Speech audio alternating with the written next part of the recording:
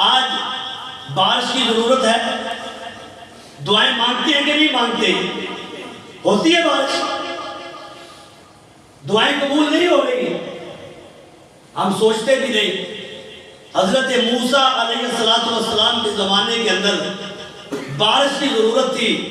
بارش ہی نہیں ہو رہی، اعلان کر دیا کہ ایک میدان کے اندر سارے اکٹھے ہو جائیں، بوڑھے الگ کر دیے، نوجوان الگ کر دیے، بچے الگ کر دیے، اسی طرح خواتین کو بھی الگ کر دیا، اور اسی طرح جانوروں کو بھی الگ الگ کر دیا، اور پھر اعلان کیا کہ اللہ رب العزت کے حضور اپنے اپنے گناہوں کو یاد کر کے توبہ استغفار کرو، شاید ہمارے گناہوں کی وجہ سے اللہ رب العزت نے آسمان سے رحمتوں اور برکتوں کے دروازے جو ہے بند کر دیے۔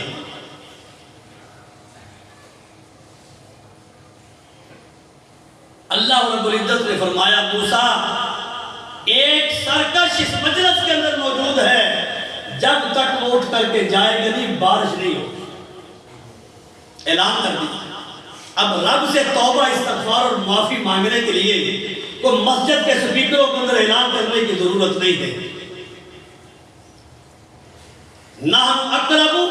الیہ من حبل الورید، وہ رب تو شاہد سے بھی زیادہ قریب ہے۔ کمرے کے اندر باپ ماں بہن بھائی سارے سوئے ہوئے ہیں، وہ رب کہتا ہے کہ وہ تیرے ساتھ جو سوئے ہوئے ہیں وہ تیری آواز کو بعد میں سنتے ہیں، میں عرش پہ تیری آواز کو ان سے پہلے سن لیتا ہوں۔ اعلان کر دیا کہ ایک سرکش باغی جب تک وہ اٹھے گا نہیں، اللہ رب العزت کی طرف سے یہ آرڈر ہے کہ بارش نہیں ہو۔ اب مجھے بھی پتا ہے، آپ کو بھی پتا ہے، ہم سارے جانتے ہیں کہ ہماری زندگی کے شب و روز کس ڈگر کے اوپر، کس راستے کے اوپر، کس انداز اور کس طریقے کے ساتھ گزر رہے ہیں۔ یہ میری اور آپ کی زندگی کا رزلٹ ہے کہ دن بدن جو پریشانیاں، تکلیفیں، مصیبتیں وہ مجھے اور آپ کو چاروں طرف سے جو گھیرتی چلی جا رہی ہیں۔ اعلان ہوا، دل ہی دل کے اندر رب کے ساتھ کال ملائی، اللہ صرف تو جانتا تھا، اور اگر اس مجلس سے اٹھ کر کے چلا گیا تو یہ ساری مجلس والوں کو پتہ چل جائے گا کہ یہ سرکش ہے، یہ باغی ہے۔ دل ہی دل کے اندر کال ملائی، اللہ جو گناہ ہو گئے میں تیرا بندہ معافی مانگتا ہوں، اللہ تو پچھلے گناہوں کو معاف کر دے، اور آئندہ میں تیرے ساتھ یہ عزم اور ارادہ کرتا ہوں، مصمم ارادہ کرتا ہوں کہ اللہ جو زندگی باقی ہے اس زندگی کے اندر میں ان غلطیوں کو، ان گناہوں کو نہیں دہراؤں گا، تیری اطاعت اور فرمانبرداری کے اندر زندگی کو گزاروں گا۔ بارش بھی ہو گئی، آدمی بھی کوئی نہیں اٹھا۔ حضرت موسیٰ علیہ السلام نے پوچھا اللہ، تو فرمایا اس کا نام تو بتلاؤ۔ تو اللہ کہتے ہیں کہ جب سرکش تھا تو میں نے اس وقت اس کا نام نہیں بتلایا، اب تو اس نے میرے ساتھ یاری لگا لی ہے، اب میں اس کا نام جو ہے کیسے بتاؤں۔ اس رب کو بنانا کوئی مشکل نہیں ہے۔ یہ سردی کی راتیں، اٹھے صبح 4 بجے، ٹھنڈے پانی کے ساتھ وضو کرے، مصلی پہ کھڑے ہو کر کے مکھی کے پر کے برابر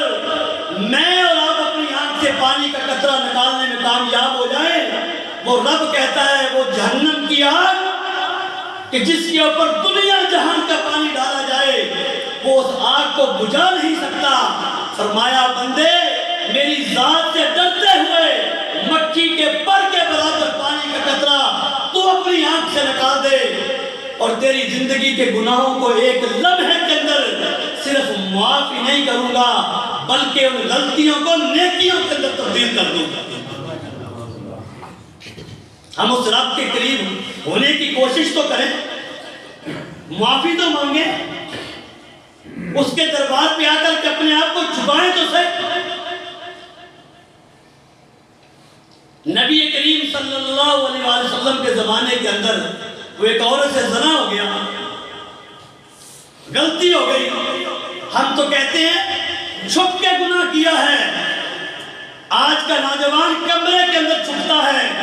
غلطی کرتا ہے، موبائل ہاتھ کے اندر ہے، نہ جانے اس کے اندر کیا کیا کچھ ہم دیکھتے ہیں، کمرہ بند ہے، وہ کہتا ہے مجھے کون دیکھ رہا ہے، تہ خانے میں جا کر کے غلطی اور گناہ کرتے ہیں۔ لیکن میرے بھائیوں، سب سے چھپانے کی سکت اور طاقت میرے اور آپ کے اندر موجود ہے، لیکن انسان تو اپنے عرش والے خدا سے اپنے آپ کو کیسے چھپائے گا؟ وہ رب تو تجھے ہر جگہ پر دیکھ رہا ہے، ہر جگہ پہ وہ رب دیکھتا ہے، اور اس رب کے سامنے پیش ہونا ہے۔ زندگی کی کتاب بھی اس رب کے سامنے جائے گی، اس کو کھولا جائے گا، اور پھر ممکن ہے، ناممکن نہیں، ممکن ہے وہ میری اور آپ کی زندگی کی کتاب جو اربوں کھربوں صفحات پر مشتمل ہو، اور اس کے اندر کوئی ایک عمل اور ایک بات بھی ایسی درج نہ ہو جو میرے اور آپ کے لیے جنت میں لے جانے کا سبب اور ذریعہ بن جائے، تو پھر بتاؤ ایسی زندگی کا کیا فائدہ؟ ایسی بڑی کتاب لکھنے کا کیا فائدہ؟ غلطی ہو گئی، نبی کریم صلی اللہ علیہ وسلم کے پاس آئی اور کہنے لگی اللہ کے پیغمبر صلی اللہ علیہ وسلم گناہ ہو گیا ہے، میرے اوپر حد لاگو کرو۔ ان کے دل میں احساس تھا کہ اس جرم کی سزا دنیا کے اندر ہی ختم ہو جائے، رب کی عدالت کے اندر جائیں تو ان جرموں کی سزا وہاں اللہ کی عدالت کے اندر نہ ملے۔ اور میں اور آپ جرم کرتے اس بنیاد پر ہیں کہ دنیا سے ہم اپنے آپ کو بچا لیں، رب کی عدالت کے اندر جو ہوتا ہے جب جائیں گے تو دیکھا جائے گا۔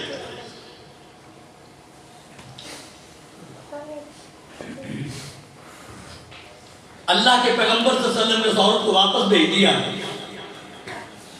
زنا کر بیٹھی، حاملہ ہو گئی، فرمایا جب بچے کو جنم دے گی پھر آنا۔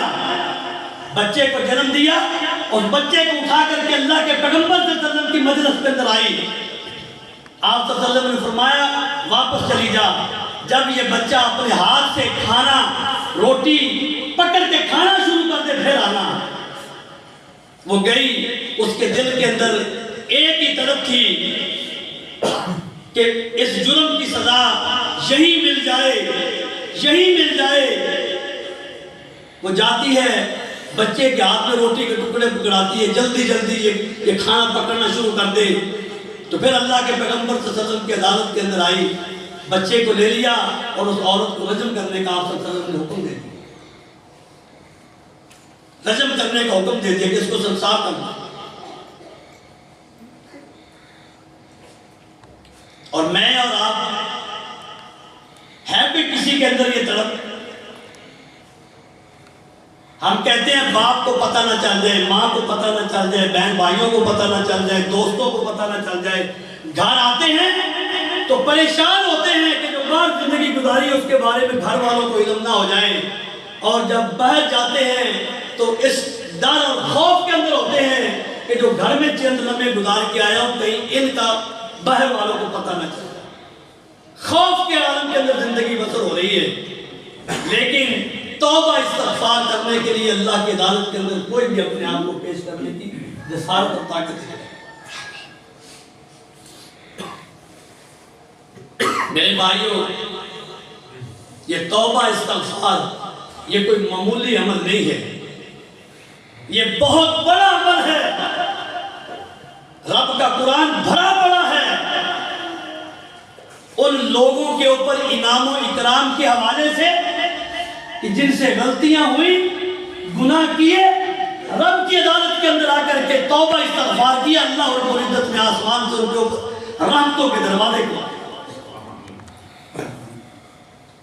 قرآن مجید کی جو آیت میں نے آپ کے سامنے تلاوت کی ہے، اس کے اندر عمل ایک ہے توبہ استغفار، اور اس کے اوپر 4 قسم کے انعام و اکرام کا اللہ رب العزت نے وعدہ کیا ہے۔ ہم اعتبار تو کریں، ہم قرآن پڑھتے تو ہیں، لیکن یقین میرا اور آپ کا نہیں ہے۔ اللہ کے بندے ضرور ہیں، لیکن بندگی کا جو حق تھا وہ ہم ادا کرنے کے لیے تیار نہیں۔ اللہ کے پیغمبر کے امتی ہیں، اس میں کوئی شک نہیں، لیکن امتی کا جو حق تھا وہ ادا کرنے کے لیے ہم تیار ہی نہیں ہے۔ تو پھر فائدہ؟ فرمایا جو توبہ استغفار کرے، معافی مانگے، روئے، گڑ گڑائے، فرمایا 4 قسم کے انعام اللہ رب العزت کی ذات اس بندے کو جو مشرک نہ ہو، بدعتی نہ ہو، غلطیاں اور گناہوں سے سرزد ہوئے ہیں، اس کی وہ اللہ سے معافی مانگے۔ فرمایا پہلا انعام، وہ رب کہتا ہے کہ میں تمہاری زندگی کے سارے گناہوں کو معاف کر دوں گا، زندگی کے گناہوں کو معاف کر دوں گا۔ اور دوسرا انعام فرمایا کہ تمہیں ایسی جنتوں کے اندر داخلہ نصیب کروں گا جن کے نیچے نہریں بہتی ہیں، وہ سونے اور چاندی کے اینٹوں سے بنے ہوئے محلات، وہ اللہ تعالیٰ نے میرے اور آپ کے لیے بنائے ہیں نا۔ تو میں اور آپ اگر عمل کریں گے تو پھر ہی اللہ رب العزت کی ذات وہاں پر مجھے اور آپ کو جگہ عطا کرے گی۔ یہ دنیا کے پلاٹ، یہ مکان، ساری زندگی پیٹ سے لقمے نکال کر کے انسان خرچ کرتا ہے، جب پیسے پورے ہوتے ہیں تو پتہ چلتا ہے کہ پیسے دینے والا کوئی اور ہے اور پلاٹ پہ قبضہ کرنے والا کوئی اور ہے۔ لیکن اللہ رب العزت کی عدالت کے اندر یہ معاملہ نہیں ہوگا۔ وہاں جس کو جو مل گیا وہ اسی کا ہے، کوئی ساتھ بات کر کے پلانے کر منصوبہ بندی کر کے وہ اللہ کی طرف سے دی ہوئی نعمت ہے، اسے کوئی بھی چھیننے کی جرت بھی نہیں کرے گا اور وہ طاقت بھی نہیں کرے گا۔ فرمایا زندگی کے گناہوں کو بھی معاف کر دوں گا، جنتوں کے اندر تمہیں داخلہ نصیب کروں گا۔ اور تیسرا انعام فرمایا کہ جب بندے کو اللہ کی عدالت کے اندر پیش کیا جائے گا، فرمایا کہ میں تمہیں وہاں پر رسوا نہیں کروں، رسوا نہیں کروں۔ قبر سے انسان نکلے گا رب کی عدالت کے اندر پہنچنے تک پتہ نہیں کتنی شکلیں تبدیل ہو جائیں گی، کوئی بندر کی شکل بھی ہے، کوئی خنزیر کی شکل کے اندر ہے، کسی کو چیونٹیوں کی شکل کے اندر وہ رب بنائے گا، کسی کا سر نیچے ہے، ٹانگیں اوپر ہیں، پیٹ شیشے کی طرح ہے، باہر سے اندر سانپ اور بچھو جو اندر ڈنگ رہے ہیں، کھا رہے ہیں، وہ انسان بعد سے اس کو دیکھیں گے۔ یہ سارے کے سارے معاملات اللہ کی عدالت کے اندر پہنچنے سے پہلے کے اللہ تعالیٰ مجھے اور آپ کو محفوظ فرمائے۔ اللہ اس ذلت سے، اس رسوائی سے وہ آخرت کی ہے، ہم آخرت کی ذلت کو اپنے سینے کے ساتھ لگا لیتے ہیں، لیکن دنیا کی یہ عارضی ذلت، یہ رسوائی، گناہ کو چھپا کر کے ہم اس کو چھوڑنے کے لیے تیار نہیں ہیں۔ ہم اپنی آخرت کو برباد کرنے کے لیے ہمہ وقت ہر لمحے جو ہو تیار ہیں۔ فرمایا چوتھا انعام کہ اللہ تعالیٰ ان مومنوں کے نور کو، ان کے آگے پیچھے وہ اعمال صالحہ، وہ نیکیاں جو انسان نے، جو میں نے اور آپ نے کی اللہ سے ڈرتے ہوئے، وہ نور کی شکل کے اندر انسان کے آگے پیچھے دوڑ رہی ہوگی۔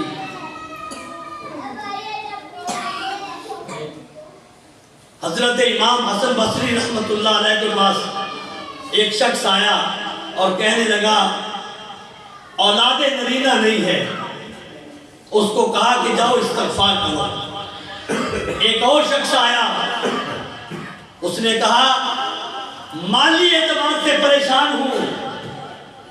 اس کو بھی کہا کہ جاؤ استغفار کرو۔ اولاد نافرمان ہے، رحمت کی بارش نہیں ہو رہی، جو آیا اس کو کہا کہ جا کر کے استغفار کرو۔ فَقُلْتُ اسْتَغْفِرُوا رَبَّكُمْ إِنَّهُ كَانَ غَفَّارًا يُرْسِلِ السَّمَاءَ عَلَيْكُم مِّدْرَارًا۔ حضرت نوح علیہ السلام نے اپنی قوم سے کہا کہ جو سرکشیاں، جو بغاوتیں کی ہیں، رب کے حضور ان کی معافی مانگ لو،